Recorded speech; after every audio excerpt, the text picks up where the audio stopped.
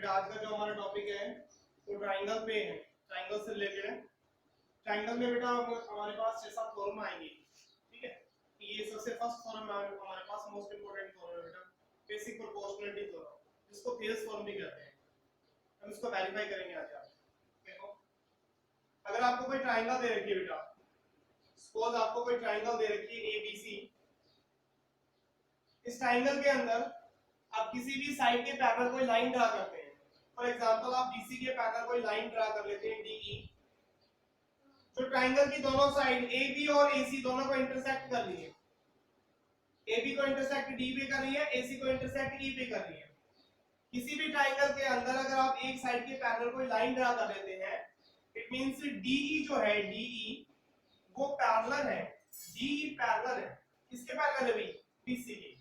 If DE is parallel to BC, then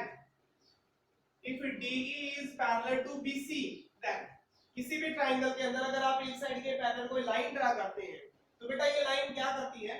triangle की दोनों sides को इक्वल रेशियो में डिवाइड करेगी। बेटा AD upon DP is equals to AE upon EC.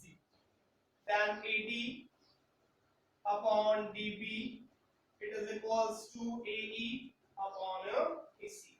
ये हमारे पास बेटा बेसिक प्रोपोर्शनलिटी थ्योरम। किसी भी ट्राइंगल के अंदर अगर आप एक साइड के पैरेलल कोई लाइन ड्रा करते हैं जो ट्राइंगल की दोनों साइड्स को इक्वल रेशियो में डिवाइड करती है, आप एक साइड के पैरेलल कोई लाइन ड्रा करते हैं तो ट्राइंगल की दोनों साइड्स को बेटा वो इक्वल रेशियो में डिवाइड करती है, ठीक है। स्टेटमेंट लिखते हैं इसकी। स्टेटमेंट क्या हो जाएगी बेटा? जो आपको गिवन है और जो आपने प्रूव करना है, यहीं से इसकी स्टेटमेंट आएगी। If A line is drawn, if a line is drawn, if a line is drawn, अगर कोई लाइन ड्रा की जाती है, if a line is drawn parallel to one side of a triangle, parallel to one side of a triangle, if a line is drawn parallel to one side of a triangle which intersect the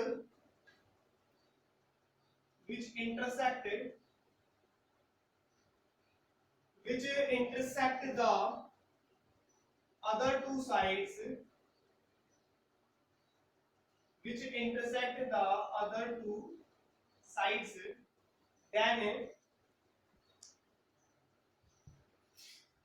then it will divides the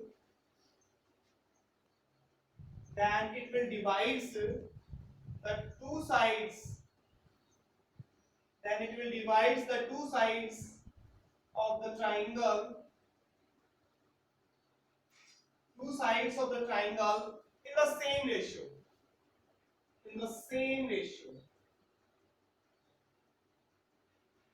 ये बेटा basic proportionality theorem यानी कि BPT, basic proportionality theorem, BPT की statement है। If a line is drawn parallel to one side of a triangle, अगर किसी भी triangle के अंदर एक साइड के पैरेलल आप कोई लाइन ड्रा करते हैं, which intersect the other two sides, बेटा ये सेंटेंस हमने क्यों ऐड किया which intersect the other two sides से? क्योंकि किसी भी ट्राइंगल में अगर आप एक साइड के पैरेलल कोई लाइन ड्रा करते हैं तो बेटा वो पैरेलल लाइन नीचे से भी हो सकती है, ऊपर से भी हो सकती है। पैरेलल लाइन तो कहीं से भी ड्रा कर सकते हैं, लेकिन यहाँ पे फाउंडेशन है which intersect the other two sides। तो पैरेलल लाइन हम ड्रा करेंगे तो ट्राइंगल की दोनों साइड्स को डेफिनेटली इंटरसेक्ट करनी चाहिए। which intersect the other two sides, then it will divides the two sides of the triangle in the same ratio। तो इस कंडीशन में बेटा ये जो लाइन है वो ट्राइंगल की दोनों साइड्स को इक्वल रेशियो में डिवाइड करेगी। ये बेटा बेसिक प्रोपोर्शनलिटी थ्योरम की स्टेटमेंट है। हम इसको वेरीफाई करते हैं।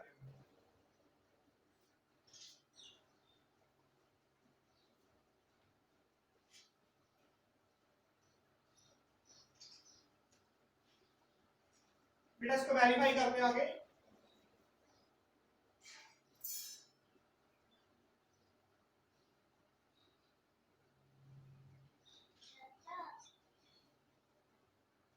बेटा ये आपने ट्राइंगल ले ली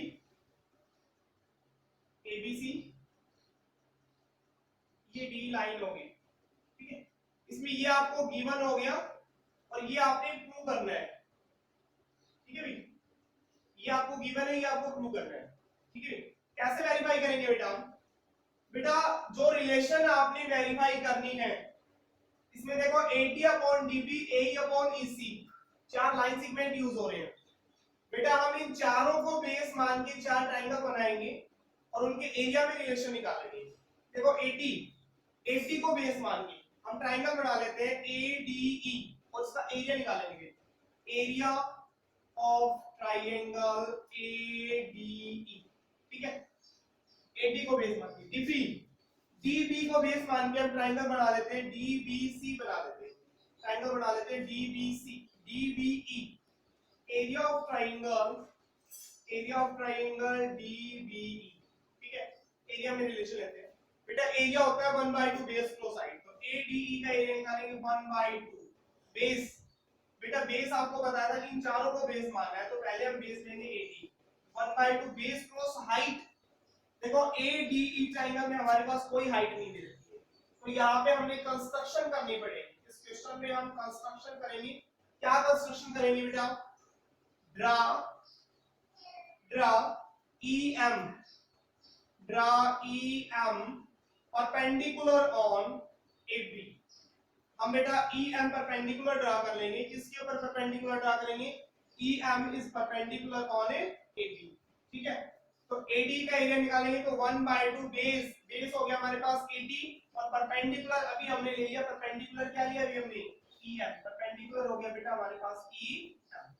सिमिलरली DBE का एरिया निकालेंगे बेटा, DBE का एरिया हो जाएगा 1/2 बेस हमने क्या लेना है? DB, और इस बेस के लिए हमने हाइट क्या लिया भाई? EM।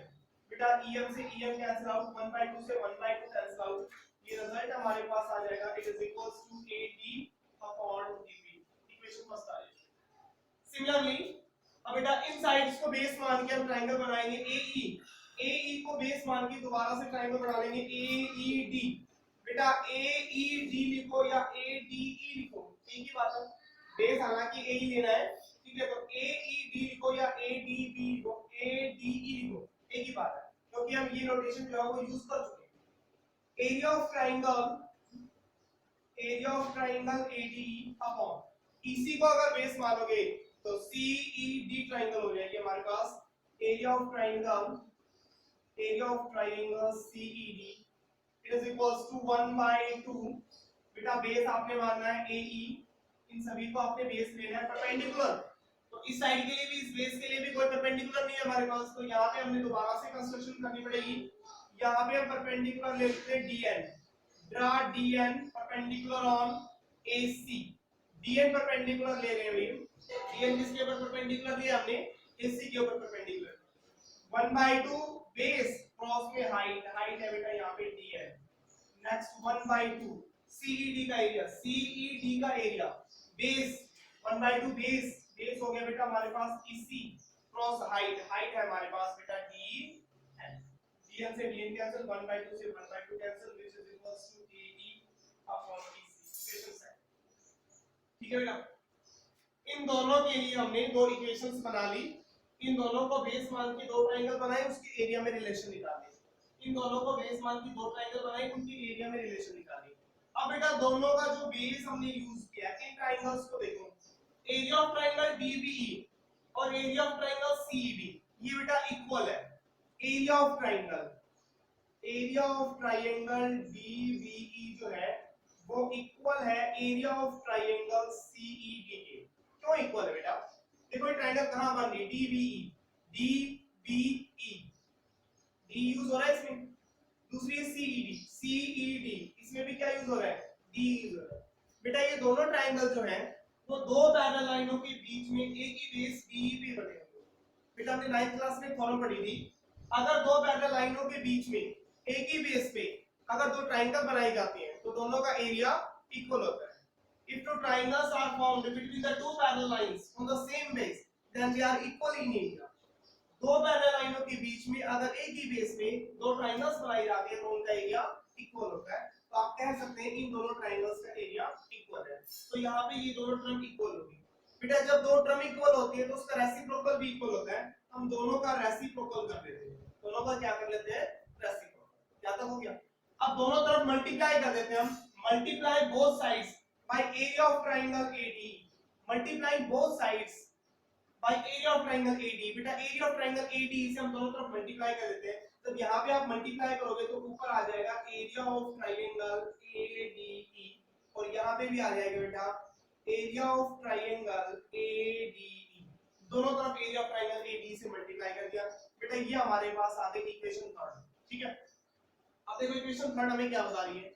इक्वेशन थर्ड ये कह रही है बेटा, देखो ये दोनों टर्म इक्वल है, और ये दोनों क्या है, इक्वेशन फर्स्ट की लेफ्ट हैंड साइड है, ये इक्वेशन सेकंड की लेफ्ट हैंड साइड है।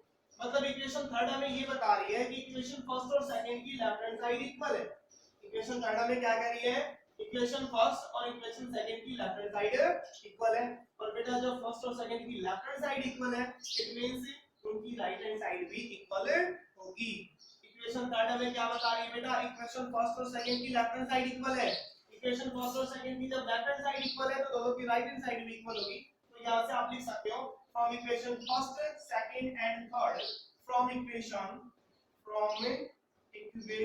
फर्स्ट सेकंड एंड थर्ड क्या हो जाएगा अभी हमारे पास, इनकी राइट हैंड साइड को इक्वल रख दो, AD upon DP it is equals to AE upon DC। यही आपने वेरीफाई करना था। तो बेटा ये आपके पास टेलर थ्योरम थी और उसका प्रूफ था। मोस्ट इंपोर्टेंट थ्योरम है, आपने इसको अच्छे से प्रिपेयर करना है, इसके बेस क्वेश्चनों को सोल्व